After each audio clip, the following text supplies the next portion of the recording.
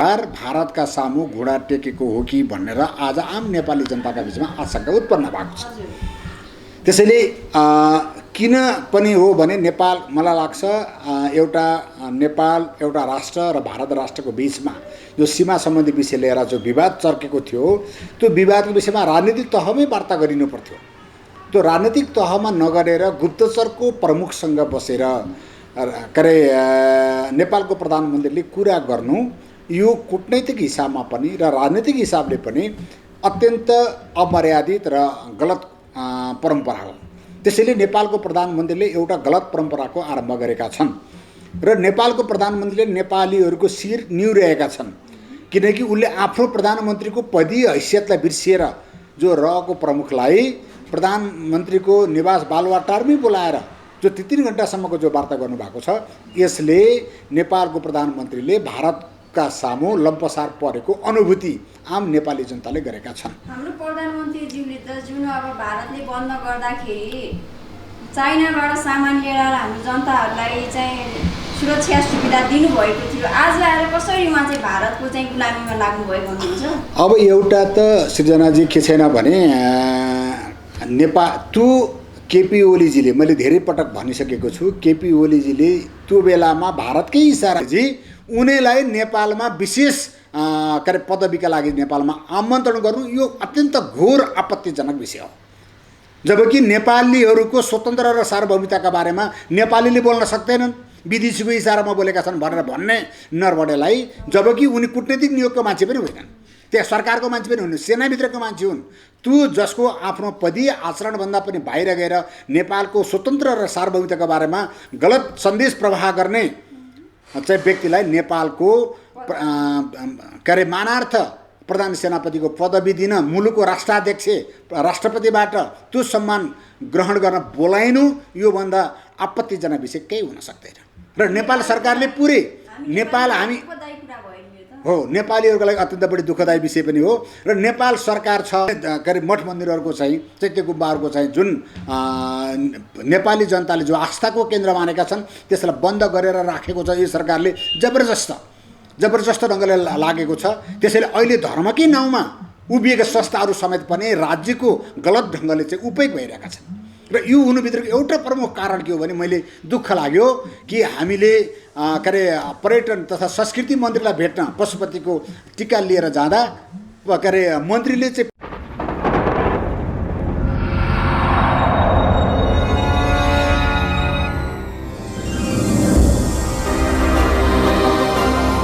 कुराकानी गर्न गइरहेका छौँ। हाम्रो अहिले भइरहेको राजनीतिक तवरमा के कस्ता उथलपुथलहरू आइरहेका छन् त्यसै विषयमा कुराकानी गर्नको लागि सनातन संस्कृति समाजका महासचिव पुष्पराज पराजुलीज्यूसँग आज हामी कुराकानी गर्न गइरहेका छौँ। स्वागत छ सर हजुरलाई। हजुर हस्, धन्यवाद। अहिले अब जुन हाम्रो प्रधानमन्त्रीको कुराबाट म यहाँलाई प्रश्न सुरु गर्न चाहन्छु। जुन अहिले हाम्रो सामाजिक सञ्जालहरूमा यस्ता कुरा उठिरहेका छन् कि हाम्रो प्रधानमन्त्रीको विशेष अतिथिको रूपमा रको एजेन्टलाई लिनुभयो र रको एजेन्ट राति आउनुभयो भन्ने कुरामा चाहिँ उहाँहरू बिचमा के कुराकानी भयो होला जस्तो यहाँलाई लाग्छ? यहाँ पनि एउटा राजनीतिक पार्टीमा जोडिनु भएको छ, जुन सार्वजनिक भएको छ र गरेको कुरा पुष्टि भएको छ। यसले के सङ्केत गर्छ भने नेपालको प्रधानमन्त्रीले लिपुलेख लिम्पियाधुरा कालापानी समेत समेटेर निकालेको नक्साका विषयमा भारतको जो अब्जेक्सन थियो त्यो अब्जेक्सनमा नेपाल सरकारले जो आफूले निकालेको नक्साका प्रति एक्सक्युज गरेर र उसले चाहिँ त्यसलाई सच्याउन चाहिँ खोजेको भन्ने अनुभूति रहेको मान्छेसँग पनि बसेर वार्ता गरेर सहमत हुनेले के सङ्केत गर्छ भने नेपालको सरकार भारतका सामु घुँडा टेकेको हो कि भनेर आज आम नेपाली जनताका बीचमा आशंका उत्पन्न भएको छ।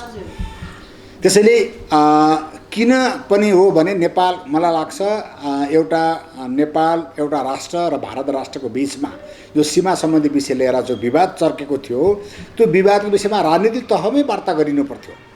त्यो राजनीतिक तहमा नगरेर गुप्तचरको प्रमुखसँग बसेर नेपालको प्रधानमन्त्रीले कुरा गर्नु यो कूटनैतिक हिसाबमा पनि र राजनीतिक हिसाबले पनि अत्यन्त अपमर्यादित र गलत परम्परा हो। त्यसैले नेपालको प्रधानमन्त्रीले एउटा गलत परम्पराको आरम्भ गरेका छन् र नेपालको प्रधानमन्त्रीले नेपालीहरूको शिर निहुरिरहेका छन्, किनकि उसले आफ्नो प्रधानमन्त्रीको पदीय हैसियतलाई बिर्सिएर जो रहेको प्रमुखलाई प्रधानमन्त्रीको निवास बालुवाटारमै बोलाएर जो 3 घण्टासम्मको जो वार्ता गर्नुभएको छ, यसले नेपालको प्रधानमन्त्रीले भारतका सामु लम्पसार परेको अनुभूति आम नेपाली जनताले गरेका छन्। हाम्रो प्रधानमन्त्रीज्यूले त जुन अब भारतले बन्द गर्दाखेरि चाइनाबाट सामान लिएर हाम्रो जनताहरूलाई चाहिँ सुरक्षा सुविधा दिनुभएको थियो, आज आएर कसरी उहाँ चाहिँ भारतको चाहिँ गुलामीमा लाग्नुभयो भन्नुहुन्छ? अब एउटा त सृजनाजी के छैन भने केपी ओलीजीले, मैले धेरै पटक भनिसकेको छु, केपी ओलीजीले त्यो बेलामा भारतकै इसारामा नाकाबन्दीको विरुद्धमा चर्को विरोध गर्नुभएको थियो र उहाँहरू भारतबाटै डिपुटेड मान्छे हो। त्यसको प्रमाणित कहाँ गर्न सकिन्छ भने उहाँ नक्कली कुरा गर्ने कुरामा नेपालको अहिलेको प्रधानमन्त्री सिपालु हुनुहुन्छ। उहाँले त्यसको सबैभन्दा ज्वलन्त उदाहरण के हो भने टनकपुरका बारेमा टनकपुर महाकाली नदी साझा हो, पानी आधा आधा हो भनेर तत्कालीन नेकपा एमालेको नेतृत्वले मेचीदेखि महाकालीसम्म धेरै ढुङ्गामुढा गर्यो, धेरै रिलिङ भाँच्यो, तर अन्तत्वगत्वा टनकपुर सन्धिलाई 2/3 बहुमत पुर्याएर पास गराउन मेजर भूमिका त्यसमा केपी ओलीजीले नै मेजर भूमिका निर्वाह गर्नुभएको छ। त्यसैले उहाँ त्यो समयदेखि नै भारतका प्रति उहाँ चाहिँ अत्यन्त इमान्दार, भारतको अत्यन्त इमान्दार मान्छे हो भन्ने कुरा पुष्टि त्यो बेलादेखि नै भइसकेको छ। त्यस कारणले पनि मलाई लाग्दैन कि उहाँले जो नाकाबन्दीको बेलामा जे भूमिका निर्वाह गर्नुभयो कि नेपालमा उनीहरूलाई बलियो बनाउन, जसरी नेकपा माओवादी जो नेपाली काङ्ग्रेसको नेतृत्वमा सरकारमा थियो, तर त्यो नेपाली काङ्ग्रेसको नेतृत्वमा सरकारमा रहँदै चाहिँ नेकपा एमाले र नेकपा माओवादीको बिचमा एकीकरणको नाउँमा जुन दुईटै कम्युनिस्ट पार्टीका मान्छेलाई एकै ठाउँमा उभ्याउने जुन फालको काम पनि त्यो पनि विदेशी शक्तिकै इसारामा, विदेशी शक्तिकै आधारमा गराइयो र उनीहरूलाई शक्तिशाली बनाइएको छ। त्यसैले उनीहरूलाई शक्तिशाली बनाउने जुन शक्ति हो त्यो शक्तिका प्रति अहिले बिचमा जे नाटक गरे पनि अन्तत्वगत के भन्दाखेरिमा जो आफ्ना प्रभुका प्रति अहिले केपी ओलीले देखाएको कृतज्ञता हो। यदि नेपाली जनताले उनी राष्ट्रवादी हुन् भनेर कहीँ कतै भ्रम परियो भने त्यो त्रुटिपूर्ण हुन्छ। त्यसको पुष्टि कहाँ भयो भने उनीले लिपुलेख लिम्पियाद्वारा कालापने लगायतको जो नक्सा सामेल गरेर आफू फेरि अर्को राष्ट्रवादी भएको कुरा देखायो, हामीले सबैले स्वागत गर्यौँ। तर त्यो कुरा गलत रहेछ भन्ने कुरा चाहिँ त अहिले यहाँले जो भन्नुभएको छ, रहेको प्रमुख आएर भेटेर गएको भोलिपल्ट उहाँले राष्ट्रको नाममा सम्बोधन गर्दाखेरिमा उहाँले लिपुलेख लिम्पियाद्वारा पुरानो नक्सालाई राखेर उहाँले चाहिँ सम्बोधन गर्नुभएको छ। किन गर्नु पर्यो? उहाँले सम्बोधन त प्रधानमन्त्री मात्रै फोटो हेरेर गरे पनि हुन्थ्यो, तर उहाँले नियोजित ढङ्गले निशाना छापमा जो पुरानो जो लिपुलेख लिम्पियाद्वारा बाहेकको नक्सा राखेर उहाँले जो सम्बोधन गर्नुभएको छ, उहाँले म्यासेज गर्नुभएको छ भारतलाई, हजुर प्रभु म हजुरको जुन बिचमा मैले निकालेको थिएँ त्यो चाहिँ मैले फिर्ता लिएँ भन्ने खालको सङ्केत उहाँले जो गर्नुभएको छ, यसबाट पुष्टि भएको छ केपी ओलीजीको अहिलेसम्मका सबै राष्ट्रवादका नाममा गरिएका कुराकानीहरू नक्कली थिए र यिनी नक्कली नै राष्ट्रवादका कुरा फेरि पनि गर्न सक्छन्। यसर्थ आम नेपाली जनता अत्यन्त बढी सतर्कतापूर्वक नेपालको राष्ट्रियताका बारेमा गम्भीर हुन जरुरी छ। त्यस्तै मैले यहाँलाई जोड्न चाहेँ, रको एजेन्ट जो उहाँ आउनुभएको थियो एउटा जासुसीको रूपमा भन्ने कुरा सामाजिक सञ्जालमा उठिरहेका छन् र उहाँले हाम्रो प्रधानमन्त्रीलाई मात्र नभएर अन्य जुन भूपू प्रधानमन्त्रीहरूलाई पनि भेट्नुभएको भन्ने कुराहरू आइरहेका छन्।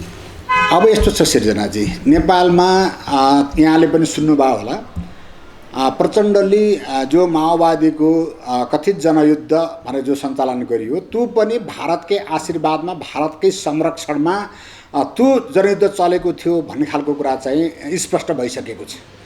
त्यस कारणले पनि के कुरा छैन भने अब प्रचण्डजीलाई त धेरै पटक भेटिसकेका छन् उनीहरूले। मलाई लाग्दैन अब उनलाई भेट्ने खालको कुरामा यसपटक मात्र होइन, मैले त सुनेको छु रहेको प्रमुखसँग चाहिँ उनको 9-10 जनाको टोली आएको थियो, जसमध्ये 2-3 जना फर्के, बाँकी सबै मान्छे नेपालमै छन् र उनीहरूले आफ्नो धन्दा गरिरहेकै छन्। त्यसैले रहेका मान्छेसँग नेपालका कम्युनिस्ट पार्टीको विशेष सम्बन्ध छ, त्यो कुराको पुष्टि भइसकेको छ। हो, एउटा त के हो भन्नु छ भने नेपालका कम्युनिस्ट पार्टीले जब सिद्धान्त र विचारबाट विचलित भइसकेपछि उनीहरू शक्ति केन्द्रको आडमा पुगे। शक्ति केन्द्रको आडमा नेपालको राजनीति गर्न उनीहरू पुगेका हुन् र शक्ति केन्द्रले नेपाललाई अस्थिर बनाउन चाहने जो शक्ति छ, चाहे त्यो भारत होस् चाहे पश्चिमा होस्, यी सबै शक्तिको आडमा नेपालमा आफूलाई सत्ता र सम्पत्तिका लागि नेपालका कम्युनिस्टहरू ज्यादा उपयोग भएका छन्। त्यसैको कारण यहाँले भने जस्तै प्रचण्ड माधव नेपाललाई पनि भेटेको जो कुरा आएको छ र माधव नेपालजीले प्रतिक्रिया बाबुरामजीलाई भेटेको कुरा आएको छ, तर उहाँहरूले के भन्नु भेटेको छैन भने प्रतिक्रिया दिनुभएको छ। तर भेट्नु गलत थियो भने भन्न किन सक्नु भएन? सबैभन्दा पहिले यदि उहाँले भेट्नु गलत हो, त्यो आउनु गलत हो भन्न सक्ने हिम्मत त उहाँले जुटाउनु भएन। यस कारणले के पुष्टि हुन्छ भने उहाँहरूसँग कुनै न कुनै प्रत्यक्ष अप्रत्यक्ष कुनै न कुनै ढङ्गको संवाद भएको थियो भन्ने कुराको पुष्टि हुन्छ। त्यसैले अहिले यो जो आम नेपाली जनता के कुरा सतर्क हुनुपर्छ भने नेपालको स्वतन्त्रता र सार्वभौमिकता समाप्त त हुँदै छैन, यसतर्फ हामी सतर्क हुने कि नहुने। यदि अब पनि कम्युनिस्टहरू राष्ट्रवादी हुन् भन्ने कुरामा विश्वास गऱ्यौँ भने मुलुकको अस्तित्व समाप्त हुन सक्छ। नेपालीहरूलाई अहिले जसरी के अरे जस्तो कि कुरा आएको छ, सिक्किमलाई भारतमा विलय त चाहिँ के अरे सिक्किमी जनताले गरेको हो नि, भारतले गरेको होइन। भारतले ठाउँ दियो, तर जो सिक्किमबाटै नेपाल त्यहाँका सिक्किमेली जनताले जसलाई भोट हालेर त्यहाँको सांसद बनाएको थिए तिनै मध्ये 32 मध्येमा 31 जनाले भारतमा विलय हुनपर्छ भनेर प्रस्ताव लगेर विलय भएको। त्यस्तै गरेर नेपालमा पनि त्यस्ता लिन्डुपहरूको सङ्ख्या धेरै बढी भइसकेको छ। त्यसकारणले नेपालको स्वतन्त्र अस्तित्व समाप्त हुन सक्छ यदि नेपालमा त्यो खालको स्थितिलाई हामीले अगाडि बढाउन सकेनौँ र त्यसलाई खबरदारी गर्न सकेनौँ भने धेरै कुरा गम्भीर बन्न सक्छ। अब मैले सिर्जनाजी मैले एउटा कुरा यहाँलाई भन्छु, जस्तो कि बिपी कोइरालाले के कुरा भनेका छन् भने उनलाई राजाले सबैभन्दा बढी दुःख कसलाई दिएको छ भन्दा बिपी कोइरालालाई दियो, जो निर्वाचित 2/3 सरकारको प्रधानमन्त्रीलाई 8 वर्ष जेल हाले, 8 वर्ष प्रवासमा बसे, फेरि मेलमिलापको नीति लिएर नेपाल आए, आउने बित्तिकै एयरपोर्टबाट गिरफ्तार गरेर जेल हालियो। तर त्यही मान्छेले उनको जब अन्तिम समयमा के भनेका छन् भन्दा नेपाली जनताले नेपाली राजनीतिक दलहरूले जतिसुकै रिस उठे पनि नेपालको राष्ट्र संस्थालाई समाप्त गर्ने अभियानमा नलाग्नु। राजा प्रजातन्त्रवादी नभए पनि राजा राष्ट्रवादी हुन्छ। यदि नेपालमा राष्ट्र संस्था रहेन भने नेपाल राष्ट्र पनि नरहन सक्छ। त्यस कारणले गर्दाखेरिमा नेपालको राष्ट्र संस्थाबाट बेइमानी हुन पनि सक्छ। उनले हुँदैन भने छैनन्, हुन पनि सक्छ। तर राजाले बेइमान गरे पनि बरु राजाले गरेको बेइमानीका विरुद्ध लड, तर राष्ट्र संस्था नै समाप्त गरी खेलमा नलाग भनेर बिपी कोइरालाले भने, जसको सम्पूर्ण जीवनको अन्तिम निष्कर्ष उनले त्यो कुरा भनेका छन्। उसले फेरि अर्को के कुरा भनेका छन्, नेपालमा जे गर्छ भारतले गर्छ भन्ने कुरा पनि उनले भनेका छन्। त्यसैले मैले आम नेपाली जनता र चाहे नेपाली काङ्ग्रेसमा होस्, चाहे नेपाल कम्युनिस्ट पार्टीमा होस्, चाहे अन्य कुनै पार्टीमा होस्, होइन, ती सबै पार्टीका साथीहरूसँग मेरो आग्रह के छ भने कम्तीमा पनि नेपालको स्वतन्त्र र सार्वभौमिक अस्तित्वलाई सुरक्षा गर्नका लागि नेपालमा रहेका सम्पूर्ण राष्ट्रवादी शक्तिहरूका बीचमा एकता गर्नु जरुरी छ। यदि सम्पूर्ण राष्ट्रवादी शक्तिका बीचमा एकता हुन सकेन, पहिला राष्ट्र बचाउने अभियानमा हामी सबै जुटेनौँ भने हामी नेपाल र नेपाली भन्न नपाउन सक्छौँ। त्यो दिशातर्फ मुलुक अगाडि बढेको छ। त्यसैको सङ्केतको रूपमा अहिले रहका प्रमुखसँग हाम्रो प्रधानमन्त्रीको विशेष संवाद हो। म यो किटानी र दाबीका साथ भन्दछु। त्यसैले म अहिले फेरि तपाईँहरूसँग आग्रह के गर्न चाहन्छु भने चाहे जुनसुकै दल विशेषमा रहनुहोस्, मलाई लाग्छ चाहे काङ्ग्रेसभित्र होस्, कम्युनिस्टभित्र होस्, अन्य राप्रपा होस्, अन्य मधेसवादी दल होस्, जो भए पनि नेपाल राष्ट्र रहेको सबै हेर्न चाहनुहुन्छ। त्यसैले यो सबैभन्दा पहिला नेपाल राष्ट्र रहनका लागि हाम्रा बिचमा जसको सम्पूर्ण जीवनको अन्तिम निष्कर्ष उनले त्यो कुरा भनेका छन्। उसले फेरि अर्को के कुरा भनेका छन्, नेपालमा जे गर्छ भारतले गर्छ भन्ने कुरा पनि उनले भनेका छन्। त्यसैले मैले आम नेपाली जनता र चाहे नेपाली काङ्ग्रेसमा होस्, चाहे नेपाल कम्युनिस्ट पार्टीमा होस्, चाहे अन्य कुनै पार्टीमा होस्, होइन, ती सबै पार्टीका साथीहरूसँग मेरो आग्रह के छ भने कम्तीमा पनि नेपालको स्वतन्त्र र सार्वभौमिक अस्तित्वलाई सुरक्षा गर्नका लागि नेपालमा रहेका सम्पूर्ण राष्ट्रवादी शक्तिहरूका बीचमा एकता गर्नु जरुरी छ।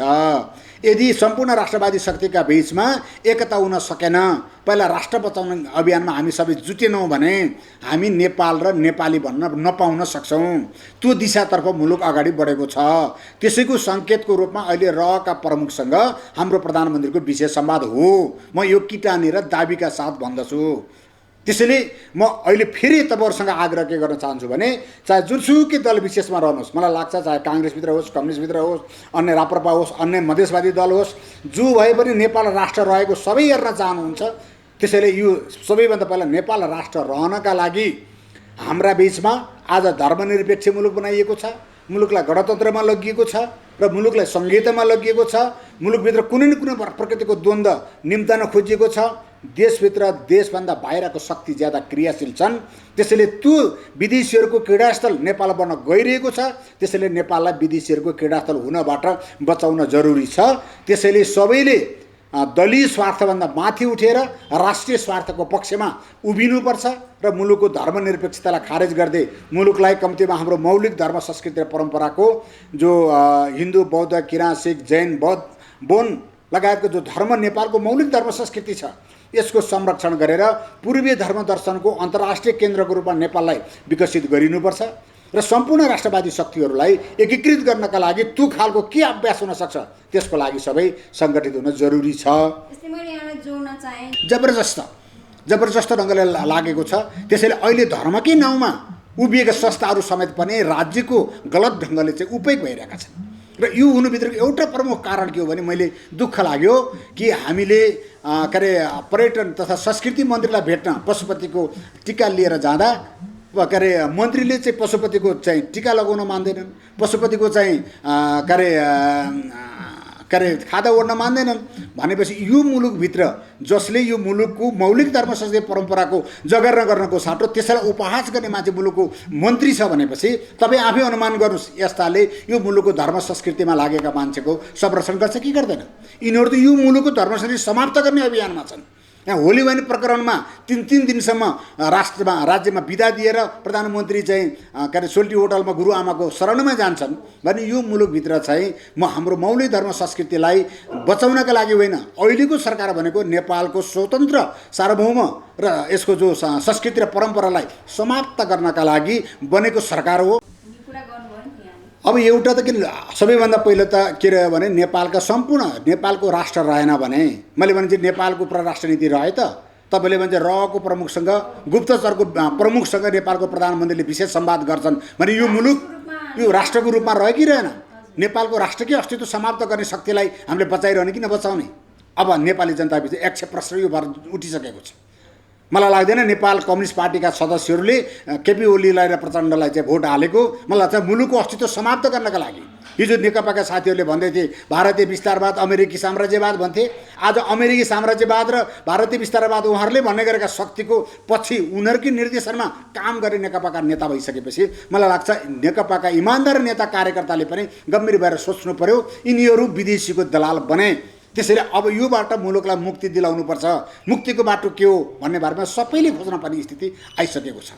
त्यसकारणले अहिले यी नेताहरूबाट मुलुकको अस्तित्व पनि सङ्कटमा परेको छ। त्यो त धर्म संस्कृतिको त कुरै रहेन। त्यसैले यिनीहरूबाट मुलुकको धर्म संस्कृति परम्परा यसको समृद्धिको सम्भावनै छैन। उनीहरूलाई केवल सत्ता र सम्पत्ति चाहिएको छ।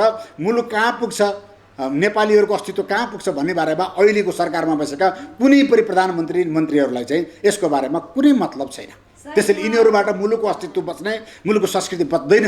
त्यसैले नेपाली जनता अब सडकमा आउनुको विकल्प छैन। त्यसैले नेपाली जनता यिनका विरुद्ध, यिनले गरेका गलत क्रियाकलापका विरुद्ध मुलुकमा जो बढ्दो भ्रष्टाचार छ यो भ्रष्टाचारले के सङ्केत गर्छ भने उनीहरूलाई जसरी भने पनि सम्पत्ति चाहिएको छ, जसरी पनि सत्तामा बस्नुपर्छ भन्ने सङ्केत मिलेको छ। त्यसैले चाहिँ हत्या, आतङ्क, बलात्कार र भ्रष्टाचार र मुलुकको धर्म संस्कृतिप्रतिको चाहिँ उपहास यो सबै कुराको लागि नेपाली जनता सडकमा आउनुपर्छ र यिनीहरूलाई समाप्त गर्नुपर्छ। हजुर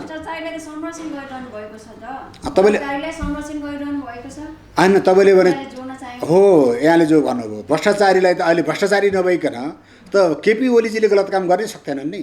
अहिले त यहाँले जो भन्नुभयो अर्थमन्त्री कसलाई बनाउनु भएको छ उहाँले भन्दा बालुवाटार प्रकरणका सबैभन्दा मूल मान्छे जसले दलाल र सरकारको बिचमा मध्यस्थको भूमिका निर्वाह गरेका विष्णु पौडेललाई अहिले के बनाइएको छ, अर्थमन्त्री बनाउनु भएको छ। र यहाँले भने चाहिँ के अरे भारतीय एम्बेसीमा रातको 12 बजे कसलाई पठाउनु भएको छ कुरा गरेर भन्दाखेरि म गोकुल वासकोटालाई जो सेक्युरिटी प्रेसमा का जो चाहिँ मूल दोषी मान्छे हुन् उनलाई के गर्यो भारतीय एम्बेसीमा गएर वार्ता गर्न पठाइयो। जो मान्छेलाई अभियोग लागेको छ त्यसले गएर भारतीय एम्बेसीमा दमदार ढङ्गले कुरा गर्छ कि गर्दैन। गलत मान्छेलाई प्रधानमन्त्रीजीले उपयोग गर्नुभएको छ।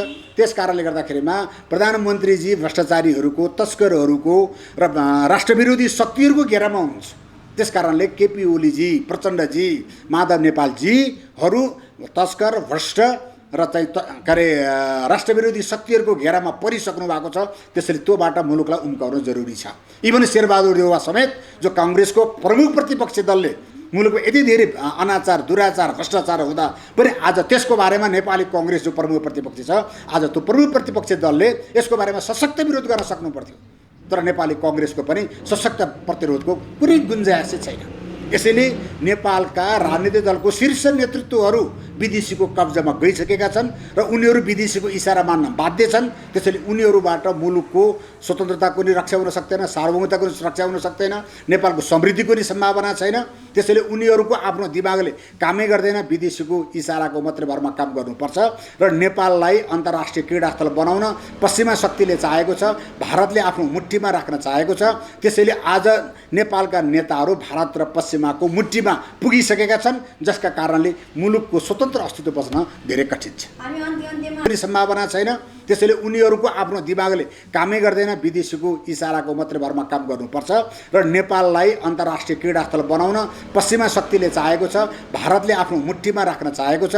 त्यसैले आज नेपालका नेताहरू भारत र पश्चिमाको मुठ्ठीमा पुगिसकेका छन्, जसका कारणले मुलुकको स्वतन्त्र अस्तित्व बच्न धेरै कठिन छ। हामी अन्त्यमा आइसकेका छौँ। हाम्रो टेलिभिजन हेरेर बस्ने दर्शकहरूलाई के भन्न चाहनुहुन्छ? अन्त्यमा यहाँका छुटपुट भएका केही कुरा छन् भने र उनीहरू विदेशीको इसारा मान्न बाध्य छन्। त्यसैले उनीहरूबाट मुलुकको स्वतन्त्रताको नि रक्षा हुन सक्दैन, सार्वभौमताको नि रक्षा हुन सक्दैन, नेपालको समृद्धिको नि सम्भावना छैन।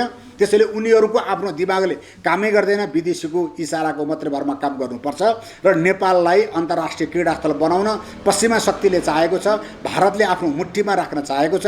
त्यसैले आज नेपालका नेताहरू भारत र पश्चिमाको मुठ्ठीमा पुगिसकेका छन्, जसका कारणले मुलुकको स्वतन्त्र अस्तित्व बच्न धेरै कठिन छ। हामी अन्त्यमा आइसकेका छौँ। हाम्रो टेलिभिजन हेरेर बस्ने दर्शकहरूलाई के भन्न चाहनुहुन्छ? अन्त्यमा यहाँका छुटपुट भएका केही कुरा छन् भने धन्यवाद सृजनाजी। अब मूल रूपमा त नेपालको धर्म संस्कृति परम्परा बचाउने, नेपालको राष्ट्रियता बचाउने र नेपालको जो हालै सार्वजनिक भएको नयाँ नक्सालाई स्थापित गराउने कुरामा अहिलेको नेकपाको सरकार र प्रमुख प्रतिपक्ष यी मुद्दाका प्रति अडान राख्छन् भन्ने विश्वास नगरेर कम्तीमा उनीहरूलाई व्यापक रूपमा जनदबाव सिर्जना गरेर हामीले सडकमा आउनुभन्दा बाहेक हामीसँग कुनै विकल्प छैन।